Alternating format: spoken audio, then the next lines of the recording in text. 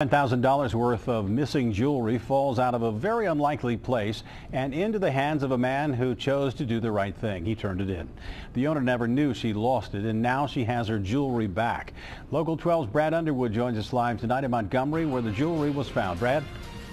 Well, good evening, Rob. And last Friday, Sheila Hitchcock consigned some furniture to Pedigree here in Montgomery, and sales from the consignment shop go to help the United Coalition for Animals to help cover costs to spay and neuter dogs and cats. But little did Hitchcock know that some jewelry that she hadn't seen in more than a year was actually wedged inside that chair she brought here to Pedigree. This is what it was in when I took it to be appraised. That was over a year ago, the last time that Sheila Hitchcock says she remembers seeing the two bracelets and the ring. But on Wednesday, inside the Pedigree consignment store, the envelope fell to the floor. Thought it was a pack of screws.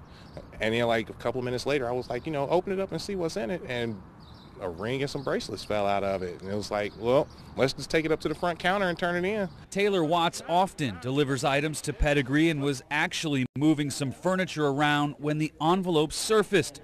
Watts says he didn't even think twice before turning in the jewelry. When you see stuff you're supposed to do, you do what's right. Taryn Reising works for the nonprofit store and says once they figured out who donated the chair, she made the call. Said, "This is your lucky day." And she said, "Oh, you sold my chair." And I said, "No, we didn't sell the chair, but we did find a lot of jewelry inside of it." And she was really happy. Then I thought, someone found my jewelry. Hitchcock says the bracelets and rings were sales gifts from her employer.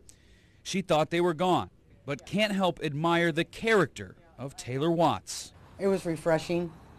And I was glad I was on the other end of that honesty. You could tell that it meant something to her. It had a lot of sentimental value, so it made me feel good, I kind of felt good. It was a bonus for me. It was the icing on the cake. Thursday, the two met each other in person. Hitchcock says she thanked Watts and gave him a big hug.